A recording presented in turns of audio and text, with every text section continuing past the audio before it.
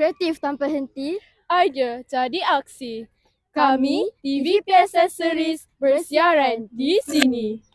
Assalamualaikum dan selamat pagi. Pada 27 hingga 28 Januari 2026, SMK Sesepang mengadakan aktiviti sukantara yang berlangsung di padang awam dan padang sekolah. Seperti yang anda lihat sekarang ini, aktiviti lontar peluru bagi kategori lelaki sedang dijalankan di padang sekolah.